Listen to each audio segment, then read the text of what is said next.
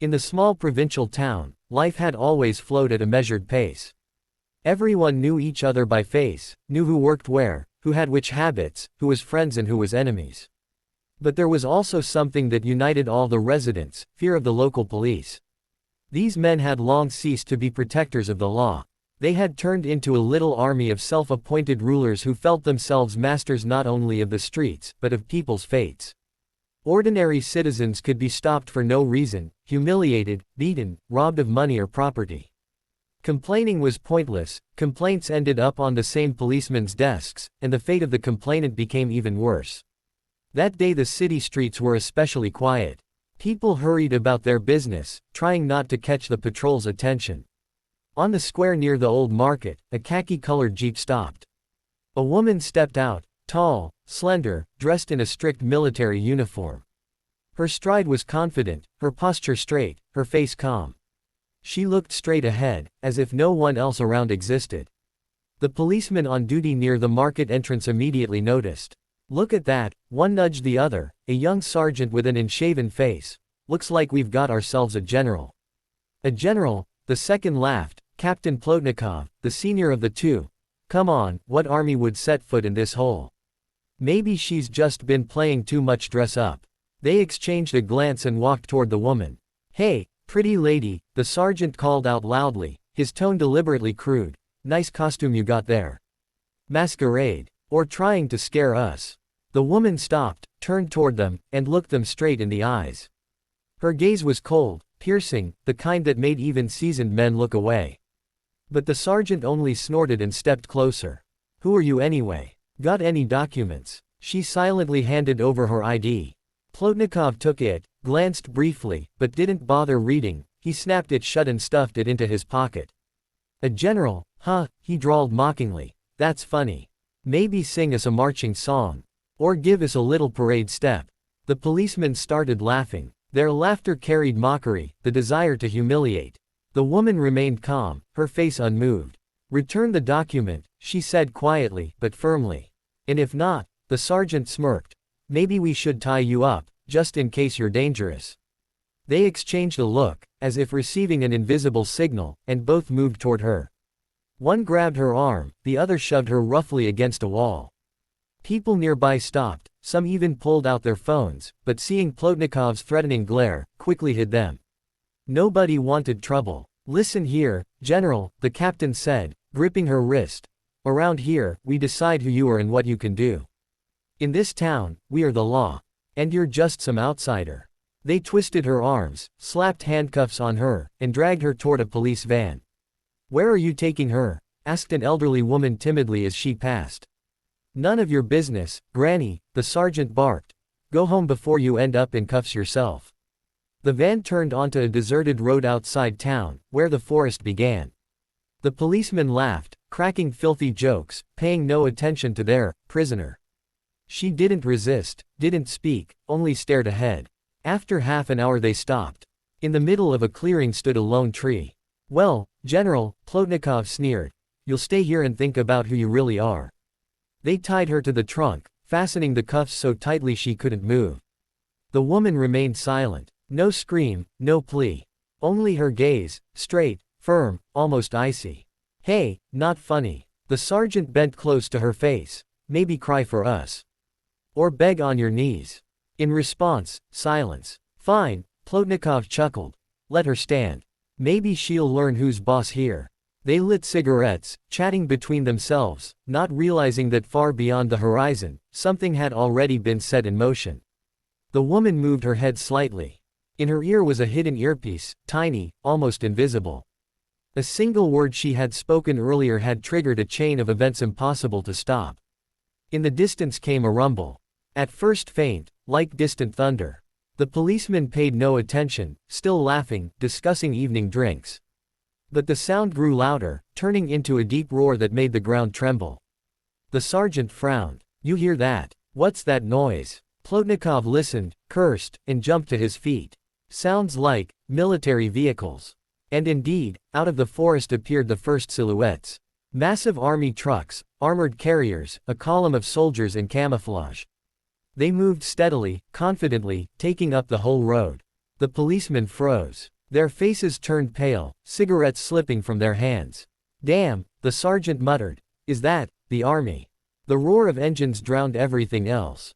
At the head of the column was an armored vehicle, soldiers with weapons perched on top. As the convoy drew closer, truck doors swung open and dozens of soldiers jumped down. Their faces were stern, movements precise and coordinated. One soldier spotted the woman tied to the tree, ran over, and saluted. "Comrade General, we've arrived at your signal." The policemen, who moments before had basked in their power, now stood paralyzed with fear. Their hands trembled, their faces drained of blood. The woman raised her head, her eyes gleaming with steel. "Release me," she ordered firmly. The soldiers immediately removed the cuffs, helping her step away from the tree. She straightened, adjusted her uniform, and looked at the policemen. "These men," she nodded toward them, "for insulting the army and humiliating an officer. Arrest them." The soldiers advanced, their heavy steps like hammer blows. The policemen stepped back, trying to say something, but their words stuck in their throats. Silence hung over the forest, broken only by the growl of engines. The woman stood tall, as if the very ground beneath her belonged to her. The soldiers acted swiftly and silently. No extra explanations were needed. The general's order was law. The same rough handcuffs that had bound her now snapped shut on the policeman's wrists. Plotnikov, desperate to salvage dignity, shouted, "What are you doing? We're the police. We're the authority in this town." But his cry was drowned out by the heavy stomp of military boots. The sergeant was shoved face first into the dirt, choking on his own fear. By then, townspeople, drawn by the roar of engines, had gathered in the square. At first they came cautiously, unsure what was happening. But when they saw their untouchable policemen thrown into the dirt, astonished gasps filled the crowd. "Dear God, is this real?" whispered the same elderly woman who had tried to intervene earlier. "They're taken, arrested." "Finally," shouted a man in work clothes. "For years they tormented us, beat us, robbed us." The crowd swelled, filling the square. People stared at the soldiers, then at the woman in uniform, the general. Her figure inspired both respect and awe. She stood straight, hands behind her back, her face calm, though her eyes burned with fire. An officer approached her, reporting, "The city is fully under control, Comrade General. The entrances are blocked, communications secured." She nodded, glancing at the trembling policeman. "We don't have much time," she said firmly. "The people must see justice. Prepare the square for an open trial." Within an hour, an improvised tribunal was set up. Spotlights and loudspeakers were mounted. People filled every space. The elderly, mothers with children, workers, students, all had come to witness what they never thought possible. The police, who had terrorized them for decades, were now paraded under guard, disgraced and broken. The general stepped onto the platform. Silence fell. "Citizens," her voice was strong, every word echoing, "today you see what was hidden for years. Those who should have protected you, humiliated and intimidated you. Those who swore loyalty to the law, betrayed it. These men are not police. They are cowards and executioners in uniform." A roar of approval swept through the crowd. She continued, "I came here incognito to inspect the state of law and order. And at once I encountered their version of law. They thought they could humiliate anyone, even an army general. But their mistake was their last." Applause and cries broke out. "Justice, that's right, no more." The general raised her hand, and the square quieted again. "I give you the right to be witnesses to justice. Today, it is not I who will deliver the verdict. The people will." The crowd erupted with emotion.